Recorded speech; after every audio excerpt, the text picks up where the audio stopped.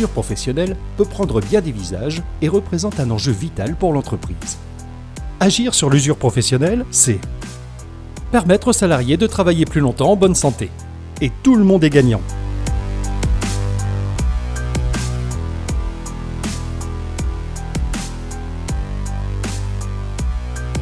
La société Midali Frères est une société d'à peu près 110 salariés, basée dans un petit village de montagne à Tess. Notre secteur d'activité est le BTP et nous avons une proportion importante de salariés de plus de 45 ans. L'entreprise a participé à un programme d'accompagnement à la prévention de l'usure professionnelle. On devait s'attacher à analyser un poste réel de travail et donc nous on a choisi le poste de plombier canalisateur. Grâce à l'aide des structures qui nous ont accompagnés, nous avons identifié plusieurs situations d'usure professionnelle, notamment celle des plombiers dans notre société. Nous avons été étonnés en fait qu'aucun plombier ne finissait sa carrière chez nous. Ils étaient obligés d'être reclassés. Le binôme qui a travaillé sur ce projet en fait a analysé pas mal de paramètres, les maladies professionnelles, les arrêts de travail, les demandes de changement de poste. Et c'est grâce à ça qu'en fait on a pu identifier les plombiers. Nous avons pu identifier plusieurs situations d'usure professionnelle. La fatigue due au travail qui est difficile et pénible, les conditions climatiques et le travail en milieu humide, les difficiles relations avec les riverains et le fait que les chantiers sont exigus et que cela oblige les plombiers à travailler dans des positions inconfortables. Dans les chambres à vendre, ça c'est pour la maintenance ou c'est pour remplacer les pièces ou dès qu'il y a une fuite. Donc c'est compliqué parce qu'il n'y a pas beaucoup de place.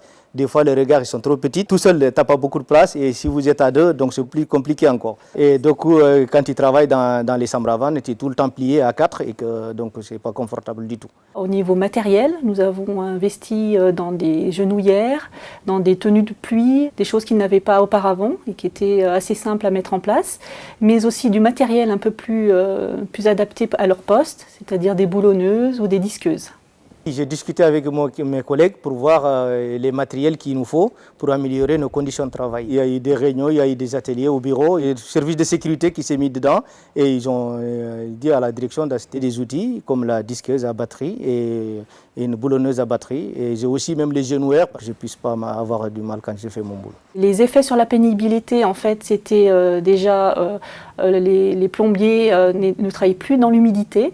Grâce par exemple aux genouillères, le travail était plus adapté, il se contorsionnait moins. Travailler sur l'usure professionnelle, en fait, c'est un travail en amont. C'est ne pas attendre l'accident ou la maladie professionnelle, c'est réfléchir avant d'avoir des soucis et de mettre en place au plus vite des solutions. Quand les riverains ils sont pressés d'avoir l'eau, donc ils étaient obligés de mettre l'eau à telle heure qui était prévue. Si tu as un pépin dans le boulot et que ça ne va pas bien, donc tu es beaucoup plus stressé encore. Pour remédier à ces problèmes d'usure, nous avons mis en place un groupe de travail qui a impliqué les plombiers. Nous avons aussi fait participer les conducteurs de travaux en leur demandant de faire l'analyse du travail réel avec les plombiers. Les instances représentatives du personnel, le comité d'entreprise, le CHSCT et la direction qui a permis à cette démarche de se mettre en place. L'ensemble de nos métiers ont pu bénéficier en fait de la mise en place d'une fiche préparation chantier. En fait, depuis le travail que l'on a fait avec les plombiers,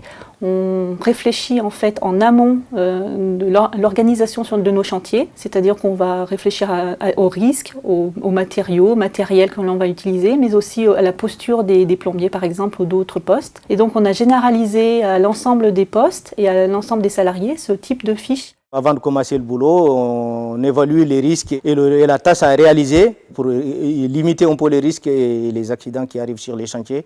C'est mieux de se réunir et de dire des choses qu'il fallait dire avant que ça arrive sur le chantier. Cette méthode, du coup, a permis aussi de voir que on ne s'était jamais posé la question pour le personnel de bureau des améliorations qui pouvaient être mises en place pour améliorer les conditions de travail. Cela a été fait par le biais d'une enquête. Et en fait, on a réalisé que c'est pas parce qu'on a un métier difficile qu'il ne faut rien faire pour prévenir ou limiter l'usure professionnelle avec un peu de réflexion et pas forcément beaucoup de moyens. On peut améliorer les conditions de travail sur les chantiers.